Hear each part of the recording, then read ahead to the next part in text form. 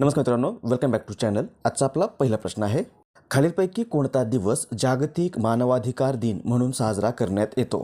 याचं बरोबर उत्तर आहे पर्याय क्रमांक 2, 10 डिसेंबर. 10 डिसेंबर हा दिवस दरवर्षी जगभरात जागतिक मानवाधिकार दिन किंवा वर्ल्ड ह्युमन राईट्स डे म्हणून साजरा करण्यात येतो. 10 डिसेंबर 1948 या दिवशी संयुक्त राष्ट्र महासभेने मानवी हक्कांची सार्वत्रिक घोषणा मंजूर केली होती. या घटनेच्या स्मरणार्थ जगभरातील लोकांच्या हक्कांबद्दल जागरूकता वाढवण्याच्या उद्देशाने आणि मानवी प्रतिष्ठेच्या महत्त्वावर भर देण्यासाठी दरवर्षी 10 डिसेंबर हा दिवस जागतिक मानवाधिकार दिन म्हणून साजरा करण्यात येतो. आणि यावर्षी हा दिवस ह्युमन राईट्स आवर एव्हरीडे इसेन्शियल्स या थीमखाली साजरा करण्यात आलेला आहे. पुढचा प्रश्न, खालीलपैकी कोणता दिवस युनिसेफ दिन म्हणून साजरा करण्यात येतो? याचं बरोबर उत्तर आहे पर्याय क्रमांक 3, 11 डिसेंबर. युनिसेफ म्हणजे UNICEF लॉंग फॉर्म आहे, United Nations International Children's Emergency Fund. UNICEF ही संयुक्त राष्ट्राची एक विशेष संस्था आहे जी जगभरातील लहान मुलांना अन्न आणि आरोग्याची सेवा पुरवण्याचं काम करते. या युनिसेफची स्थापना झालेली आहे 11 डिसेंबर 1946 या दिवशी. मुख्यालय आहे न्यूयॉर्क सिटीमध्ये आणि सध्या प्रमुख आहेत कॅथरीन एम रसेल. आणि मुलांच्या हक्काबद्दल जागरूकता निर्माण करणं आणि त्याचे जीवनमान सुधारणं या उद्देशाने युनिसेफची स्थापना करण्यात आली होती. यामुळे दरवर्षी 11 डिसेंबर जो युनिसेफचा स्थापना दिवस आहे हा दिवस युनिसेफ दिन म्हणून साजरा करण्यात येतो. आणि यावर्षी हा दिवस माय डे माय राईट्स या थीमखाली साजरा करण्यात आलेला आहे. प्रश्न, खालीलपैकी कोणाला 2025चा जागतिक मानवतावादी पुरस्कार देऊन सन्मानित करण्यात आले आहे? याचं बरोबर उत्तर आहे पर्याय क्रमांक 2, अनंत अंबानी.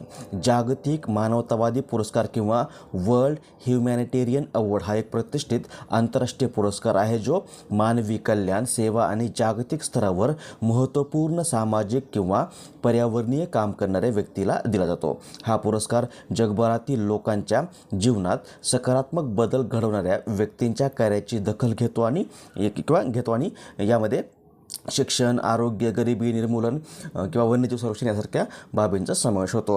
आणि 2025मध्ये हा पुरस्कार वनतारा या वन्यजीव संवर्धन केंद्राचे संस्थापक असलेल्या अनंत अंबानी यांना वन्यजीव संवर्धनातील उल्लेखनीय योगदानाबद्दल देण्यात आलेला आहे. त्यामुळे पर्याय क्रमांक 2, अनंत अंबानी हे याचं बरोबर उत्तर आहे.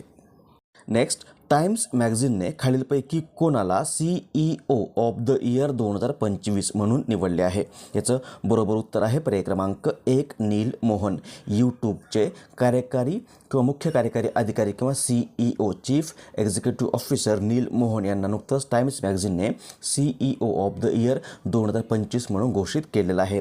नील मोहन हे एक भारतीय वंशाचे अमेरिकन तंत्रज्ञ असून ते सध्या यूट्यूबचे CEO किंवा मुख्य कार्यकारी अधिकारी म्हणून कार्यरत आहेत. उत्तर असेल पर्याय क्रमांक 1, नील मोहन. प्रश्न, 11वा भारत आंतरराष्ट्रीय विज्ञान महोत्सव नुकताच खालीलपैकी कोणत्या ठिकाणी आयोजित करण्यात आला आहे? याचं बरोबर उत्तर आहे पर्याय क्रमांक 1, पंचकुला, हरियाणा. भारत आंतरराष्ट्रीय विज्ञान महोत्सव हा महोत्सव जो आहे हा भारत सरकारचा एक कार्यक्रम आहे जो विज्ञान आणि तंत्रज्ञानाला प्रोत्साहन देण्यासाठी, सामान्य जनतेला विज्ञानाशी जोडण्यासाठी आणि तरुणांना वैज्ञानिक दृष्टिकोन देण्यासाठी दरवर्षी आयोजित केला जातो. या महोत्सवात विज्ञान चित्रपट महोत्सव, विज्ञान साहित्य महोत्सव, विज्ञान परिषदा आणि आंतरराष्ट्रीय स्तरावरील प्रदर्शने आयोजित केली जातात. यामध्ये शास्त्रज्ञ, विद्यार्थी, उद्योजक आणि सामान्य नागरिक मोठ्या संख्येने सहभागी होतात. याची सुरुवात झालेली आहे 2015मध्ये आणि 2025मध्ये या महोत्सवाचा 11वा संस्करण नुकताच 6 ते 9 डिसेंबर 2025 या कालावधीमध्ये हरियाणामध्ये पंचकुला या ठिकाणी आयोजित करण्यात आला असून यावर्षी हा महोत्सव विज्ञान ते समृद्धी, आत्मनिर्भर भारत या थीमखाली साजरा करण्यात आलेला आहे. नेक्स्ट, भारताचे पहिले भारतीय गव्हर्नर जनरल राजगोपालाचारी यांची डिसेंबर 2025मध्ये कितवी जयंती साजरी करण्यात आली आहे? याचं बरोबर उत्तर आहे पर्याय क्रमांक 3, 147वी. राजगोपालाचारी किंवा चक्रवर्ती राजगोपालाचारी हे एक थोर भारतीय राजकारणी, स्वातंत्र्य सैनिक व लेखक आणि वकील होते. ते स्वतंत्र भारताचे पहिले आणि शेवटचे भारतीय गव्हर्नर जनरल राहिलेले आहेत. त्यांचा जन्म 10 डिसेंबर 1888 या दिवशी आणि निधन 25 डिसेंबर 1972 या दिवशी झालेलं आहे. आणि नुकतीच 10 डिसेंबर 2025 या दिवशी त्यांची 147वी जयंती साजरी करण्यात आलेली आहे. पुढचा प्रश्न, खालीलपैकी कोणाची नुकतीच भारतीय स्टेट बँकेचे नवीन व्यवस्थापकीय संचालक म्हणून नियुक्ती करण्यात आली आहे? याचं बरोबर उत्तर आहे पर्याय क्रमांक 2, रवी रंजन.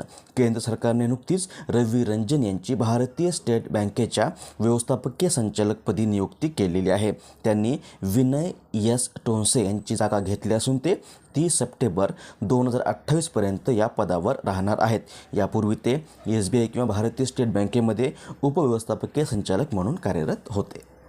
पुढचा प्रश्न, खालीलपैकी कोणता दिवस भारतात राष्ट्रीय ऊर्जा संवर्धन दिन म्हणून साजरा करण्यात येतो? याचं बरोबर उत्तर आहे पर्याय क्रमांक 1, 14 डिसेंबर. दरवर्षी 14 डिसेंबर हा दिवस भारतात राष्ट्रीय ऊर्जा संवर्धन दिन म्हणून साजरा करण्यात येतो. हा दिवस ऊर्जा संवर्धनाचं महत्त्व लोकांपर्यंत पोहोचवण्यासाठी आणि ऊर्जा कार्यक्षमतेच्या उपक्रमांना प्रोत्साहन देण्यासाठी दरवर्षी साजरा केला जातो. नेक्स्ट, खालीलपैकी कोणाला नुकतेच चॅम्पियन ऑफ द अर्थ या पुरस्कार 2025चा चॅम्पियन ऑफ द अर्थ हा पुरस्कार देऊन सन्मानित करण्यात आले आहे? Champion of the earth 2025. आणि याचं बरोबर उत्तर आहे पर्याय क्रमांक 1, Supriya Sahu. Champion of the earth हा संयुक्त राष्ट्र पर्यावरण कार्यक्रम म्हणजे UNEP कडून दिला जाणारा एक सर्वोच्च पर्यावरण पुरस्कार आहे. हा पुरस्कार पर्यावरण संरक्षण आणि शाश्वत विकासात महत्त्वपूर्ण योगदान देणाऱ्या व्यक्ती आणि संस्थांना दिला जातो. 2025मध्ये हा पुरस्कार नुकताच तामिळनाडूच्या IAS अधिकारी सुप्रिया साहू यांना देऊन सन्मानित करण्यात आलेला आहे. त्यांना हा पुरस्कार शाश्वत शीतकरण, निसर्गाला प्रोत्साहन देण्यासाठी आणि लाखो लोकांना पर्यावरणाशी जोडण्यासाठीच्या त्यांच्या कार्यासाठी देऊन सन्मानित करण्यात आलेलं आहे. उत्तर असेल पर्याय क्रमांक 1, सुप्रिया साहू यांना 2025चा चॅम्पियन ऑफ द अर्थ हा पुरस्कार देऊन सन्मानित करण्यात आलेला आहे. नेक्स्ट, खालीलपैकी कोणता दिवस आंतरराष्ट्रीय पर्वत दिन म्हणून साजरा करण्यात येतो? याचं बरोबर उत्तर आहे पर्याय क्रमांक 3, 11 डिसेंबर. 11 डिसेंबर हा दिवस दरवर्षी जगभरात आंतरराष्ट्रीय पर्वत दिन म्हणून साजरा करण्यात येतो. हा दिवस पर्वतांचं महत्त्व, त्यांच्या परिसंस्थेचं संरक्षण, हवामान बदलांमुळे त्यांच्या समोरील आव्हाने आणि पर्वतीय समुदायांच्या कल्याणासाठी जागरूकता निर्माण करणं या उद्देशाने 2003 पासून संयुक्त राष्ट्रसंघाकडून साजरा करण्यास सुरुवात झाली असून यावर्षी हा दिवस glaciers matter for water, food and livelihood in mountains and beyond या थीमखाली साजरा करण्यात आलेला आहे.